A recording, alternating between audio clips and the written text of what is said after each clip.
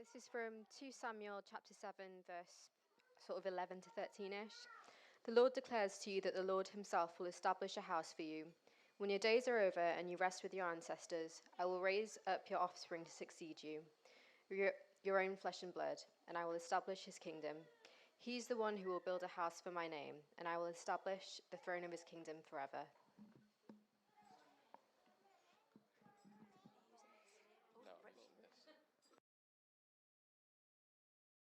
This is on. We've got some slides. Bro, morning everyone. How are we doing? I'm going to do a talk which is hopefully accessible for everybody. So we'll see how we go. I'm going to do it on an unusual bit of scripture and link to that verse that Jolene's just read to us, because in Sunday school we've been looking at King David, and at the very start of the book of Matthew there is a passage which has David in it, and then it shows how David links to Jesus. And it's a really important list. We're going to do a quiz about lists, but I don't know about you, but lists, for me, I think of two things when I think of lists. Can anyone think what they are? A shopping list and jobs to do lists. So for me, lists have quite a negative view, because I think, what have I forgotten to buy and what have I not done yet? And there's normally lots of things on that list. But in the Bible, lists are really important and they teach us loads of things. And this list that we're going to look at, we could look at it probably for 5 weeks. I'm going to look at it for 5 minutes. So we've got another quiz, which this time I could sense the disappointment from Rachel's lack of prizes. We've got chocolates for winners. It's for the children, but adults, be competitive against a 5-year-old, please, because there's chocolates to win, okay? There's going to be lists coming up, and I want you to complete the list, okay? And I'm really hoping that I'm going to remember what's the last one, otherwise I'm going to give the answer away each time. So, George, Elizabeth, Charles, William. What's the next one? We want hands up, because I'm going to struggle. What have we got? What did you say? Harry? Not quite. George? At the back there? Watch out. You've got to be on your feet, because otherwise you're going to get chocolate in the face. It was George. Okay, red, orange, yellow, green, blue. Blue, correct. 2, 4, 6, 8, 10. There's a few. Watch out. 10, well done. Okay, it's a bit trickier now. This one's just for John Barton. 0, 1, 1, 2, 3, 5, 8. What's next? 13. Who said 13? Well done, Jordan. There's an economist. Whoops. It's 13. That's the Fibonacci sequence. There will be chocolates for everyone at the end. Don't you worry. Arsenal, Chelsea, Manchester City, Arsenal, Leicester. What's next? Pardon? Leeds? Absolutely, definitely not. Manchester City? Nope. York? What do we think? Chelsea? No. Come on, guys. Liverpool. Well done, Sam. It's FA Cup winners for the last 6 years. Okay, right. Are we ready? Marshall, Rubble, Chase, Rocky, Zuma, Sky. Well done, all of you. William, I know you're a big Paw Patrol fan. Okay, yeah, we've probably got a few too many in this round. But anyway, right, okay. So, see if we can do it. Okay, 1 piece of chocolate cake, 1 ice cream cone, 1 pickle, 1 slice of Swiss cheese, 1 slice of salami, 1 lollipop, 1 piece of cherry pie, 1 sausage, 1 cupcake, 1 slice of watermelon. That's oh, sorry. That's for Adam at the back there. That's a man that's read this song read that story lots of times. Hopefully, okay. You do it. Oh, Reuben, Simeon, Levi, Judah, Issachar, Zebulun, Dan, Neil. No, Gad. Well done, James. Top marks. Gad. Oh, Naphtali, Gad. Sorry, I was right. That's probably why. No, you've got it. You've got it. Bill, Charlie, Percy, Fred, George, Ron. Oh dear. It's Ginny. You can tell it's a long time since I've read Harry Potter. Hopefully this is the last. Mercury, Venus, Earth, Jupiter. No. I've left Mars out. That's terrible. Saturn, but there is a Mars missing. What a shambles. Okay, right. Did anyone watch Paul McCartney last night? So we all up on our Beatles knowledge. Revolver, Sgt. Pepper's Lonely Hearts Club Band, The Beatles, or the White Album, Yellow Submarine. What's next? Abbey Road. Well done, Sam. Can have another chocolate. Okay, we're done. So, conscious I haven't hurt anyone with chocolates, have I? We need a few. So, Theo, you could go round with Elodie and get some chocolates to anyone that feels like they haven't had some chocolates. Paul's got his hand up. Okay. To remember where I am in this. So, we've got this list. I'm not going to go through all this list, but this is the list. If you just walk around here, just check if anyone else wants one. I don't know if Seth got one. We've got this list at the beginning of Matthew that goes through the family history of Jesus. And it starts with Abraham and then goes through lots of people. I won't read them all out because I've wasted too much time on that quiz. But there's loads of interesting stories amongst lots of those people. So it starts with Abraham, and then it goes to David, who we've been looking at in Sunday school. It goes through lots of David's descendants, and then at the end of it, we see that it goes to Jacob, the father of Joseph, the husband of Mary, and Mary was the mother of Jesus, who was called the Messiah. And there's loads of things in this list, but we might think it's a bit of an unusual thing to start a story with a list.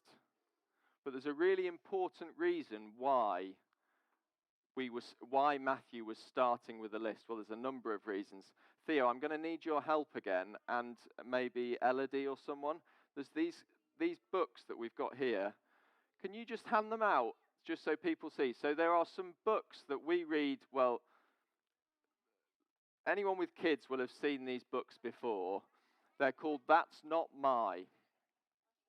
And they are touchy-feely books, so give them out to adults so they can, stroke a rabbit's tail and all the rest. They're the kind of books where someone came up with an idea. They've had one idea possibly their whole lives, and they've made an absolute fortune. Have a little thumb through those books, and you can pass them round.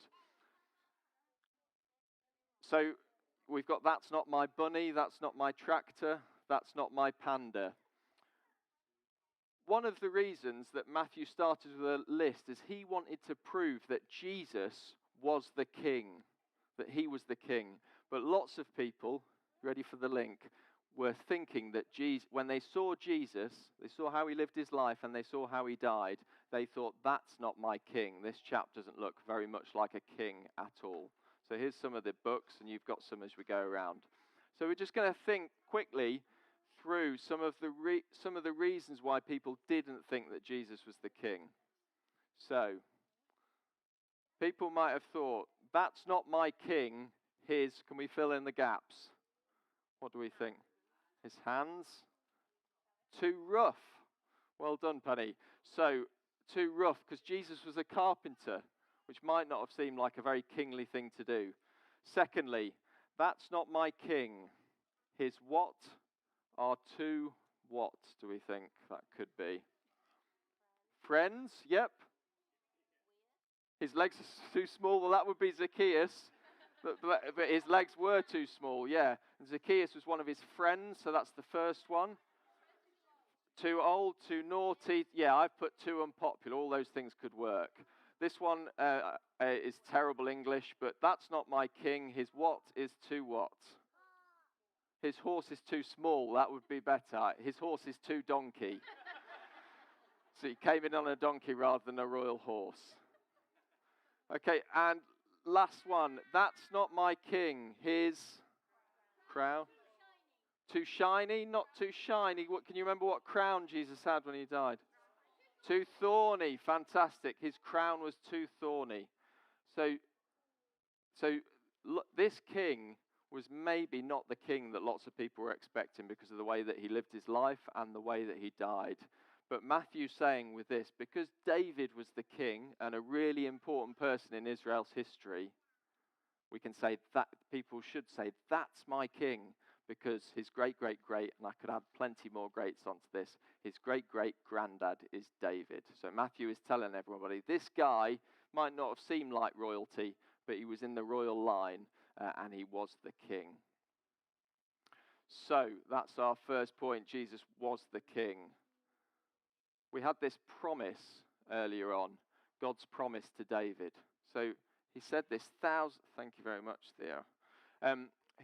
Thousands of years before Jesus came, God said to David, I will raise up your offspring after you, and I will establish the throne of your kingdom forever. And we see through Jesus' life that he kept that promise, because he said to Jesus he would have a throne that would last forever. And then through Jesus, through David's line, that happened.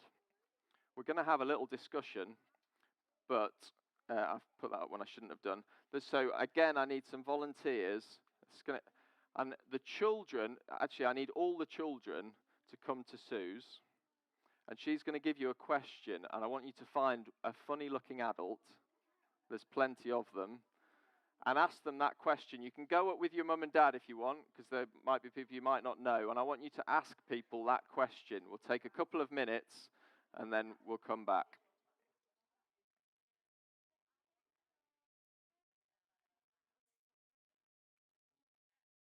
You want to ask me?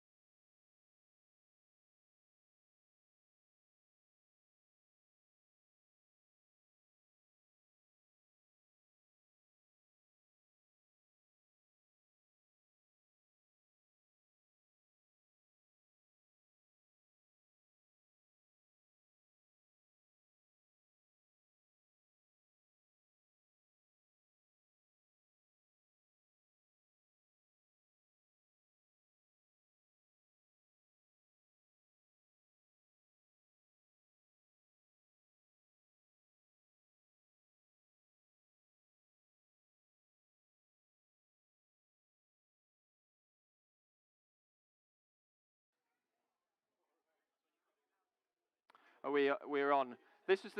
Sorry, I meant to put this up for anyone that didn't get picked on by a child and you could have talked to the person next to you. We're thinking about, in your school report, what did your teacher say about you? Thanks, Theo. Does anyone want to report back about what they learnt? Any good reports? Any funny reports? What do we have?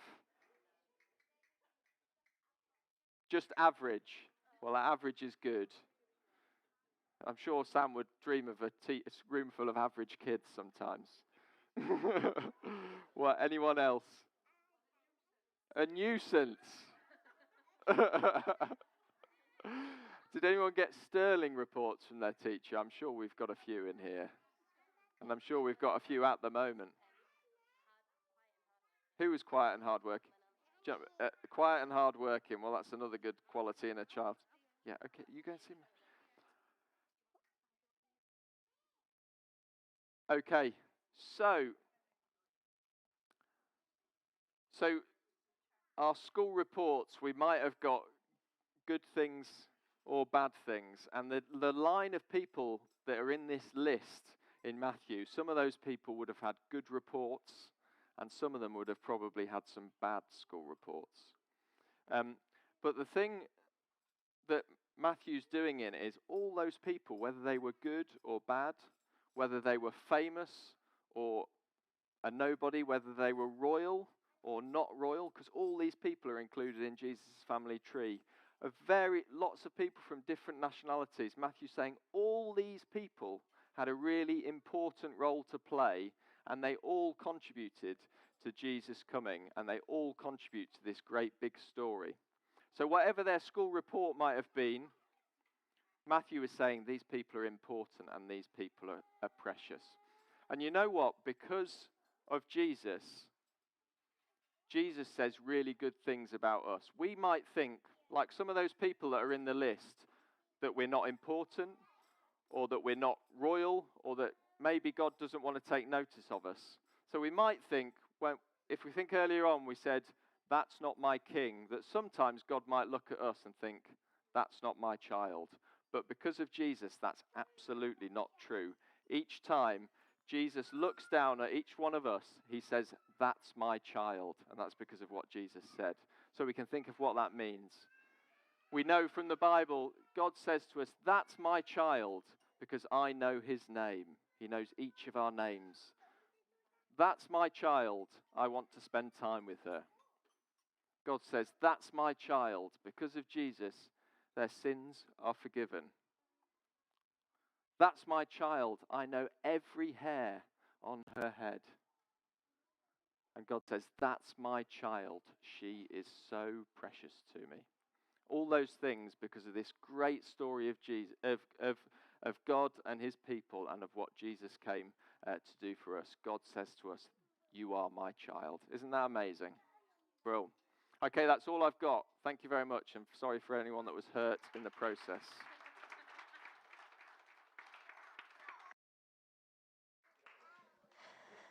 Thank you so much, Rob.